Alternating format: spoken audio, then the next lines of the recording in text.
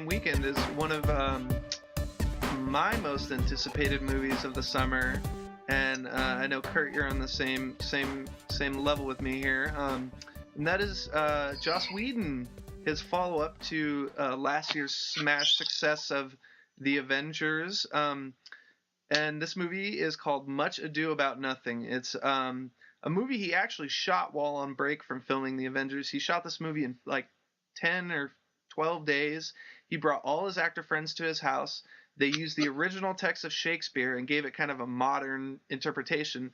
So I think that alone piques my curiosity, that it's kind of almost like an experimental film. So Tommy, have you heard of this? What are your thoughts? And then after that, we'll move on to you, Kurt.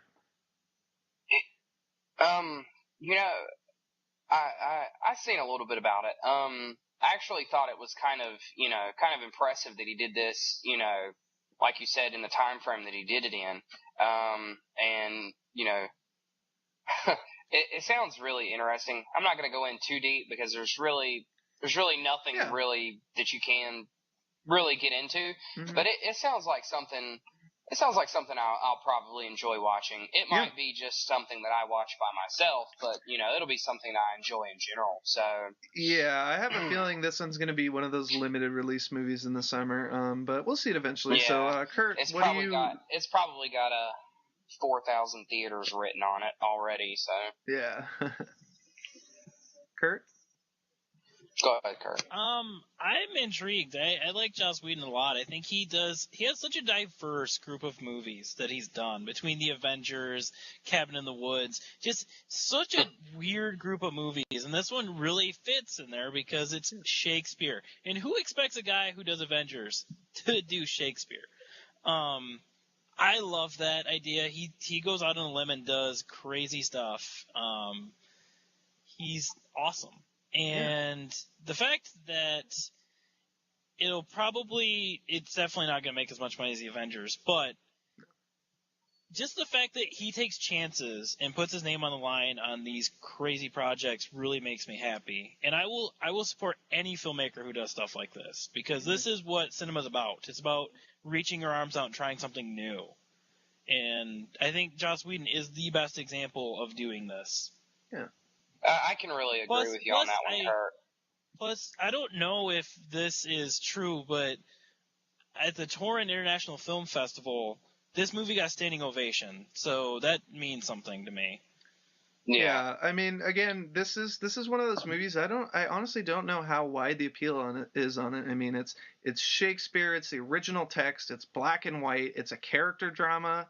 I mean, these are things people don't want to see in the summer, So for that reason, I honestly don't think it's going to be making too much money. I think it'll be profitable because it's probably made on a shoestring budget to begin with.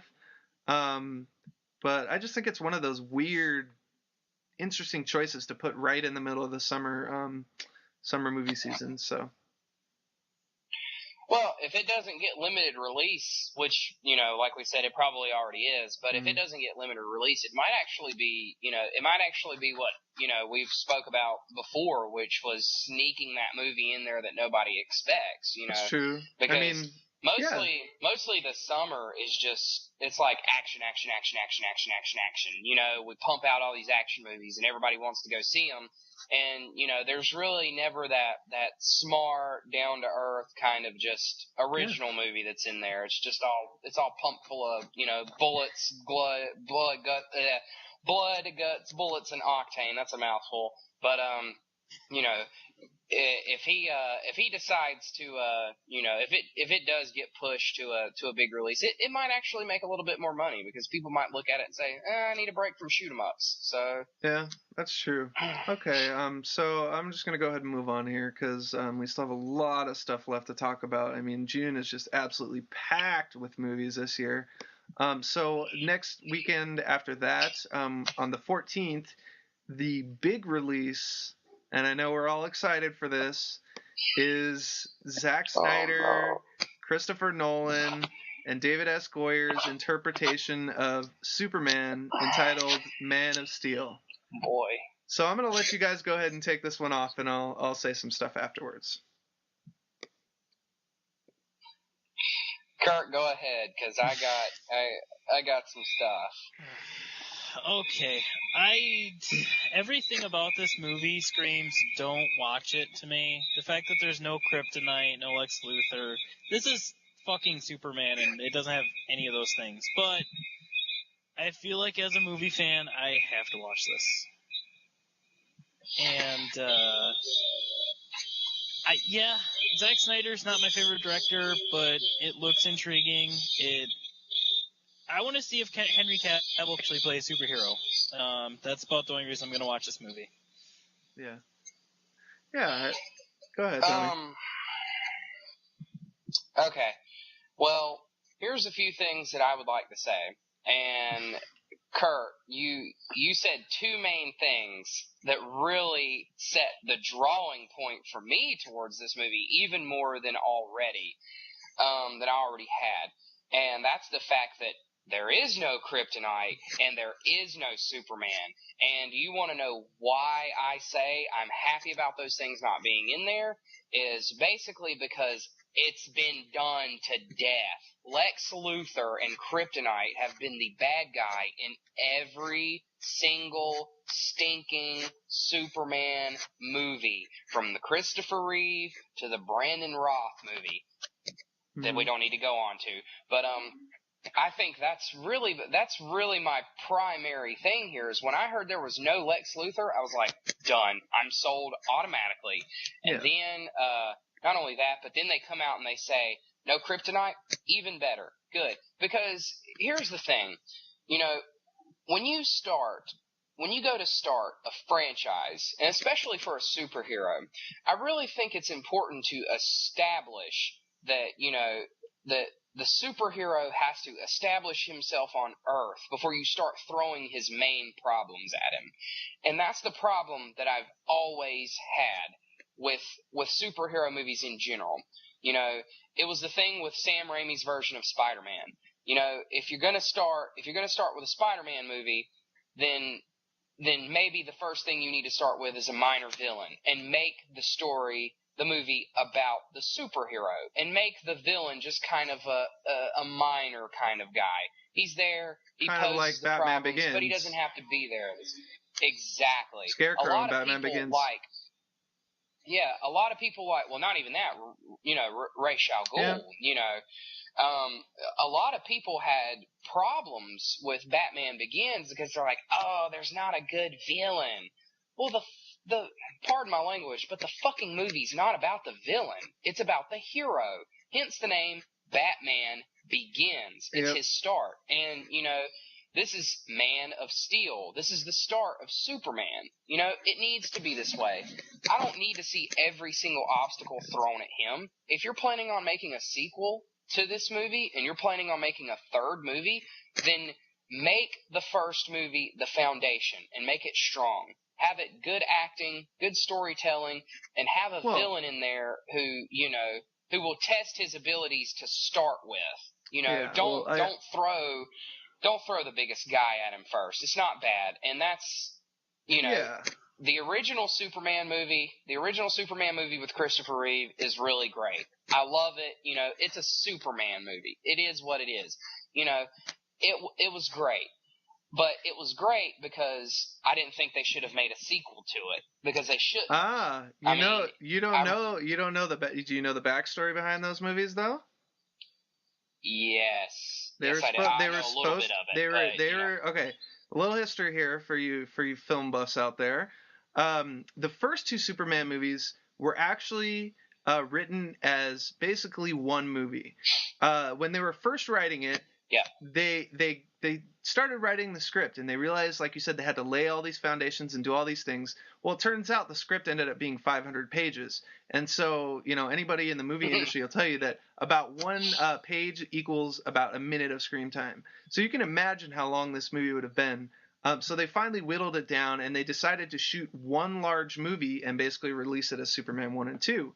But stuff eventually happened in the end.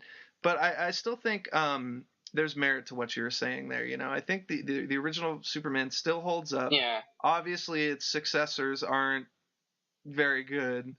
Well, I really like the Richard Donner cut of Superman too. God, no. But what I want to know is, Kurt, how do you feel about the Superman movies, the originals? I really like the first one.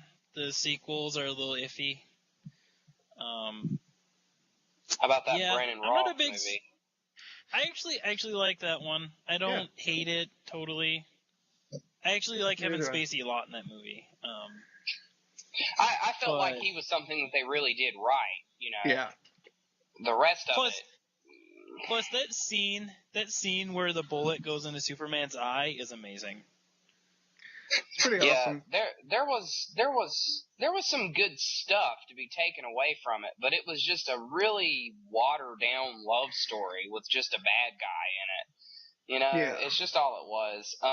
But going back to Man of Steel, I heard a little bit of complaints about the Superman suit as well, and I think that has also been a problem in the past movies, is the fact that, you know, a lot of people, you know, complain about, there are people who love the Superman suit, and then there are people who they kind of hated it in the past movies.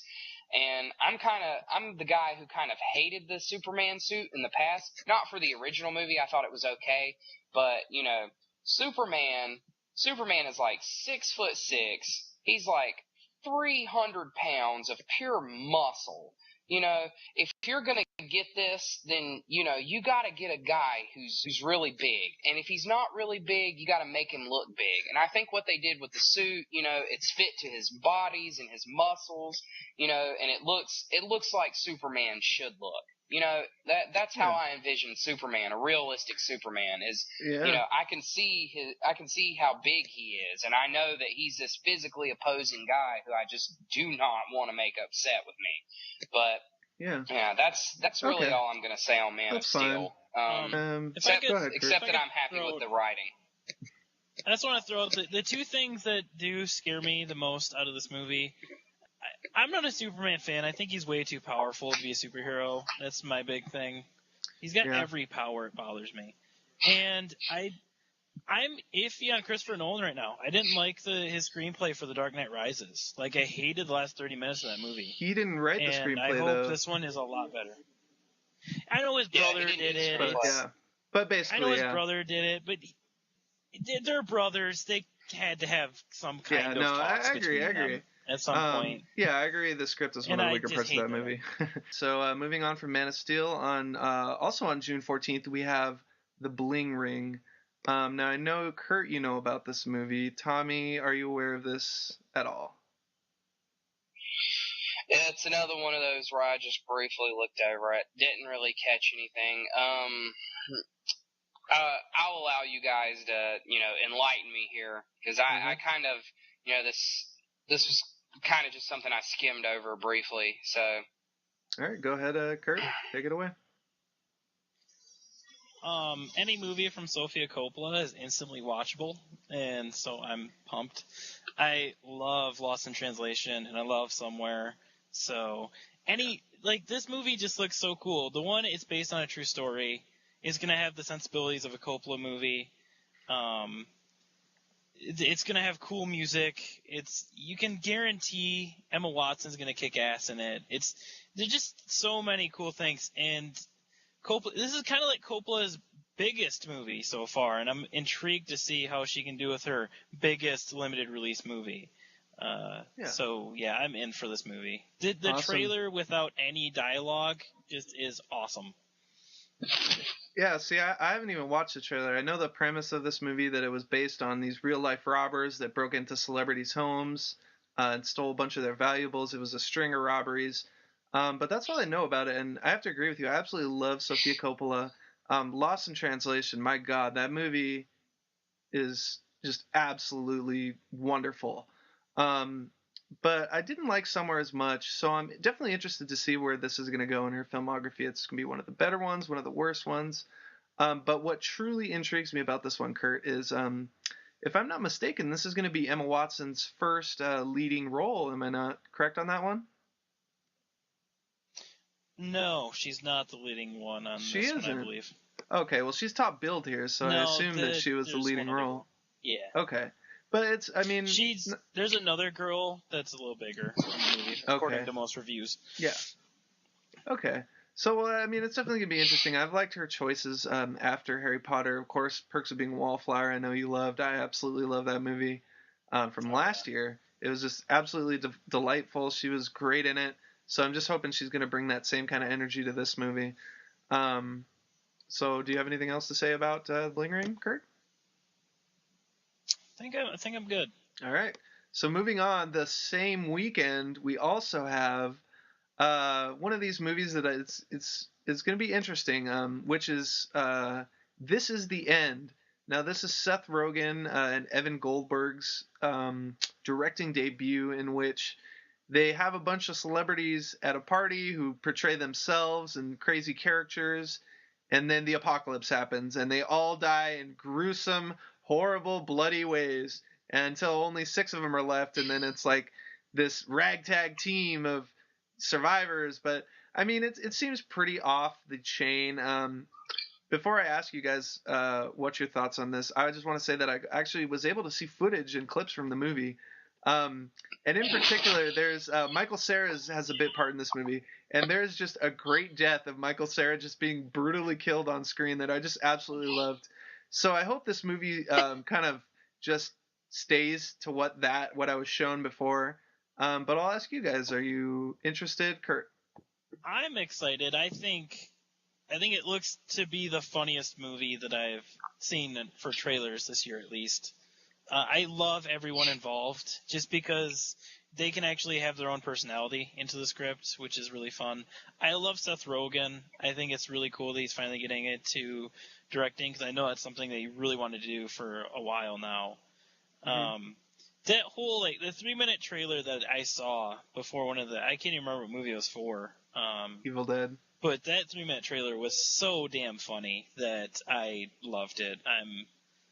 Any movie trailer that can make me laugh that much has earned my 750 to watch it.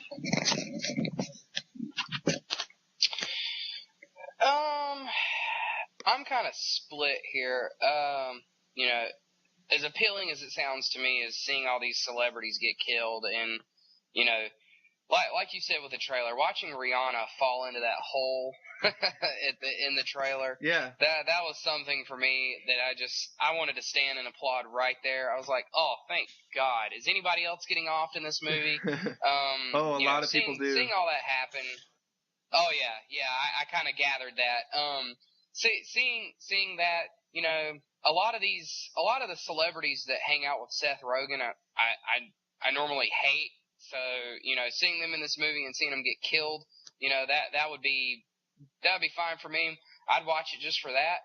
I don't think it's going to be something I go see in theaters so much. And if I do see it, it'll just be because, I really thought about it, and maybe, I just decided to go spend some money, or I just, had the time and decided to go check it out. Yeah. It made me laugh. I really liked it. I really liked the part where, what's her name from Harry Potter? Emma Watson.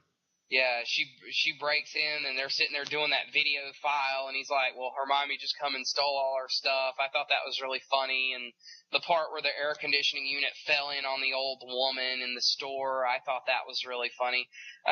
It's going to be something I'll probably check out, maybe on DVD. I'm not big into going to see comedies in the theater, because I'm kind of iffy about going to see a comedy in the theaters. Because I went and saw something in theaters one time, and everybody was just sitting around me just laughing their head off, and I'm just like, not as funny as everybody else thinks it is. But, it'll be something I check out on DVD. So yeah, I mean, it's on a really crowded schedule here in June, so I think it's going to be one of those that's going to slip through the cracks, kind of. A lot of people probably discover it on a home video and things like that. Okay, so moving on. June 21st, another packed weekend. We have 2 releases coming out this weekend. The first of which is Monsters University. Now, we had a little... yeah, it's the Pixar sequelitis coming again. But I will say this with one caveat. There's actually a blog that I follow, and they actually were screened the whole Monsters University movie, of course, some of the rendering wasn't done and some of the scenes were unfinished, but they actually said it was actually really good. It was completely delightful. They said there's a lot of twists and turns, and it's one of those movies where you're thinking to yourself, okay, what can happen next? So that kind of piqued my curiosity. But then again, I was never a huge fan of the original Monsters Inc. I was more of kind of a Toy Story kid. So I'm a little iffy on this one. But Tommy, what are your thoughts? You obviously seem a little skeptical. I've kind of grown to this point to where, like, all these animated movies and all these Pixar movies, I really just do not want to watch. Like, I mean, they might be really good movies and everything like that, but, it's not anything I go out of my way to watch. It's not something I go watch by myself. It's not something I even rent and bring home, and a lot of you may be thinking, well, when do you have time to watch it? Well, the thing is that, I have a family, of course, naturally, and I have my fiance, and she loves this stuff, and I oppose it, but it'll be something I end up having to watch, not by choice. I don't know. It just, these animated movies just never appeal to me, no matter how smart and witty they think they are, they just never do it for me, and I can't find a reason to go see this. I really wasn't a big fan of the first Monsters Inc., besides the fact that isn't John Goodman one of the voices in there? Mm-hmm. Yeah, that's really the only John Goodman and Billy Crystal, Yep. is it? Yeah. Like that sounds really appealing if it was an actual movie and seeing Billy Crystal and John Goodman together doing some PG-13 comedy, it might be really funny, but I'm not interested in animated stuff. I just don't care about it. I'll stay home and watch cartoons if I want to. And a lot of that comes from, like you said, I was really more of a Toy Story kid myself, so once I saw Toy Story, I kind of cut cartoons off. That was kind of the be-all, end-all for me. But, Kurt, if you want to go ahead. Yeah. I love Pixar, and I'm in for this. Honestly, Pixar's only made one misstep to me, and that's Cars 2. I thought that was horrible. But I went and saw that. Oh, God, it was. I did. Brave was a solid movie. It wasn't their best movie, but I just like Pixar, and I think that they kind of changed the medium of animation for the better. Yeah. And they actually kind of made DreamWorks step up their game. So I think anything that they do is worth watching to me. That being said, they need to stop making sequels and come up with some new stuff because it's getting really old. The fact that they're doing a Finding Nemo sequel is just ridiculous. Yeah. Finding Dory, you mean? Yeah, Ellen DeGeneres went on like a religious crusade to get a sequel for this movie, and really? Yeah. If you didn't know, True story. You can go to YouTube right now. Yeah, it actually is. Every day since Toy Story 3, I believe, every day since she heard that movie was coming out, every day on her show, almost every day, she has mentioned, Finding Nemo getting a sequel. Finding Nemo getting a sequel. We already found him. Yeah. So now we found Nemo, so now we get to find Dory. Mm-hmm. I have still to agree. won't get my but money. at the same time, I still have faith because I do know that although there's a lot of sequels in the pipeline coming out in the next few years, obviously this far the Finding Dory is the latest one they've announced, which comes out in 2015. But in between then, they actually have some original stuff coming out. They have some Untitled movie about a boy and his dinosaur, which I think is kind of interesting. That could be an interesting Pixar world to explore. But the one that I'm really interested for is they have a movie, and this one's still untitled too, that is supposed to take place inside the mind. And I think just like taking the toy chest with Toy Story and making it its own world, that would just be the perfect medium. And I'm really excited because Monsters Inc. director and Up director Pete Docter is doing this one. But I believe that film comes out in 2014, so we still got some sequels coming, and then we finally get some original stuff from then again. But we'll see how this stuff turns out. I've got my hopes up for Monsters University, so we'll see. Any more thoughts on that one? I'm good. All right. Good. Okay, so World War Z comes out the same day on the 21st. Kurt, what do you think about World War Z? Tommy and I have kind of already expressed our thoughts in one of our After Dark episodes, which should be either online or coming soon. So what do you think about this movie? Are you excited for a Brad Pitt zombie movie? No, I think it looks terrible. I don't really. It's the zombie wall in the trailer just turns me off. The fact that they're totally even copying the 28 Days Later zombies just pisses me off too.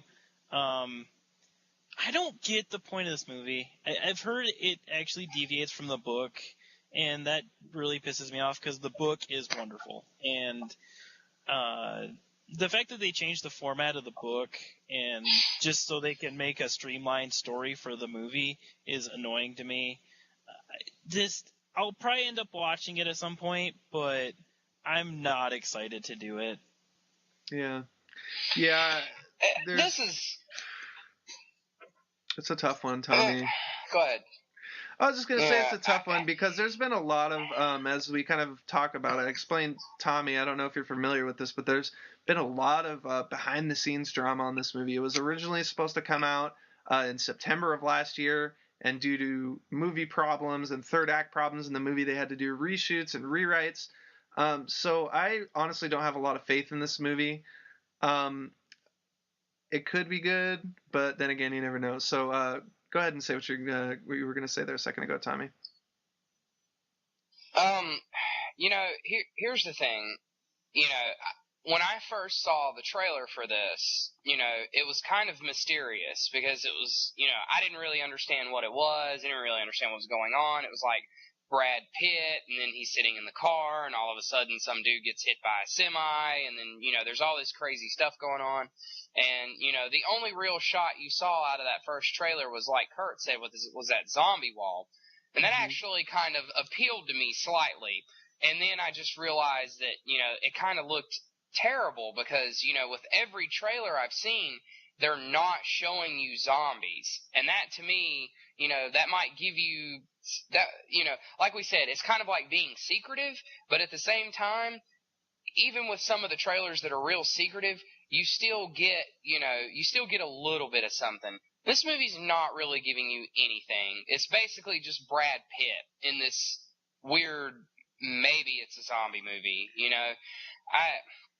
I think I'm going to skip it. I saw the trailer for it at Evil Dead, and it didn't look any better then. It's going to be one I pass on. I just don't know.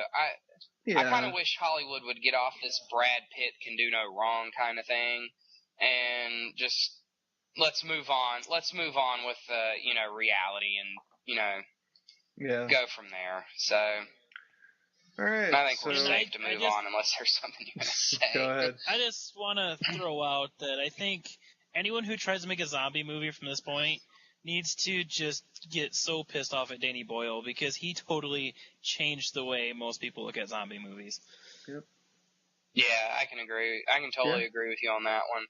Same here. And plus, it kind of seems just like a cash cow almost to me, just like a propaganda cash cow movie because you have The Walking Dead out now, and how big it is with it's been such a hit and it's phenomenon and all that, and it kind of just seems like there's no other zombie movies coming out and there's nothing else really zombie-esque, so they just kind of have to just somebody's saying, well, we can make a zombie movie and put the title of a book on it and go from there, and we'll make tons of money. That's just what it seems like it is. It's just going to be a cash cow movie, and people will go see it because it's zombies and it's Brad Pitt, and that's sad. But let's get off this. Yeah.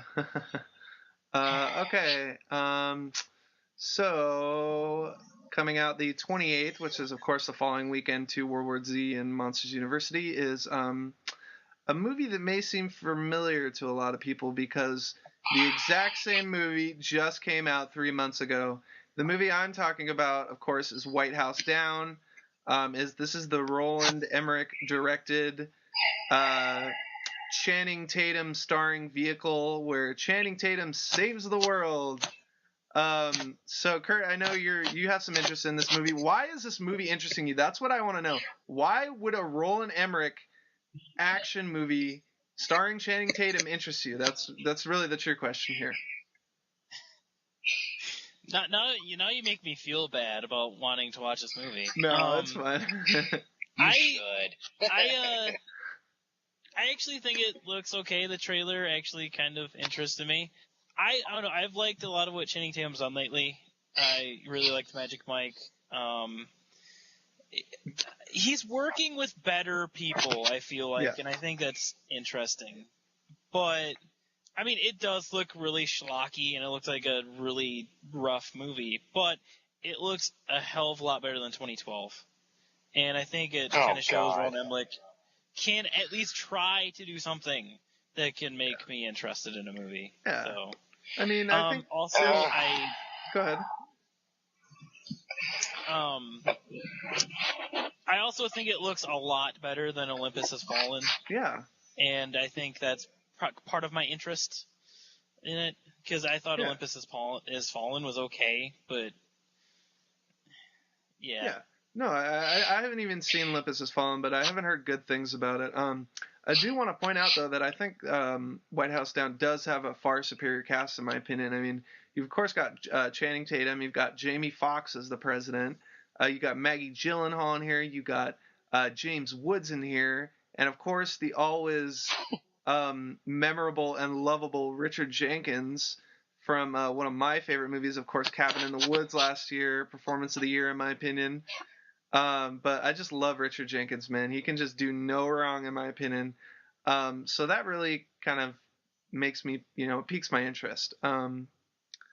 But Tommy, do you have any interest in this at all?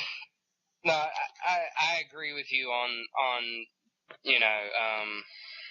on the cast sounding really good, with the exception of Channing Tatum, and I just Richard being in the film as well. But like I said, really liked him in Cabin in the Woods. But I don't know, because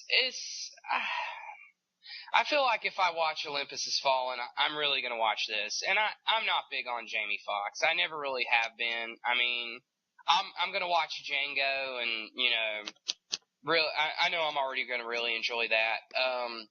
But I just never really been big on Jamie Foxx. I'm not big on Channing Tatum. I'm not big on, I don't even want to say this director's name. He's committed too many movie sins, in my opinion, to even have a career left in Hollywood. I mean, he's made, just disaster film after disaster film? Yeah. Yeah, well, that's the part that might even surprise you, is that Roland Emmerich got a cut of 2012. He made $65 million off that movie. He got a part of the back end gross. Yeah. And you can see, you can see why this guy just keeps coming back, because he's just making so much damn money off these disaster movies.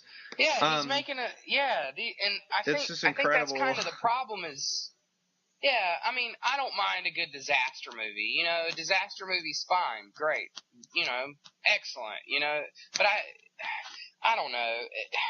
He just really reminds me of, what's that director's name? He's responsible for a majority of Hollywood's famed directors now. Come on, we know his name. I have no idea. Roger Corman. That's who I'm looking for. Yeah, there you go. He reminds me of he reminds me of Roger Corman. As if he makes all these cheesy disaster films. It might actually be a pretty good film, but I'm going to take the same route with it that I am on Olympus Has Fallen. Even though I love Gerard Butler, and I like Morgan Freeman. Morgan Freeman is in Olympus Has Fallen, isn't he? Yeah. I believe Am so. I correct on that? Yeah.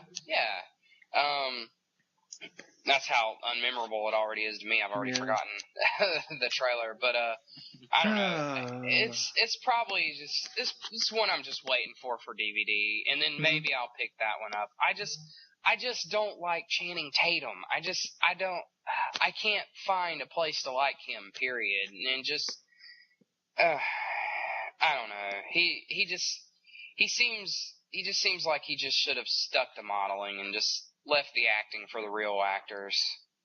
I don't like him.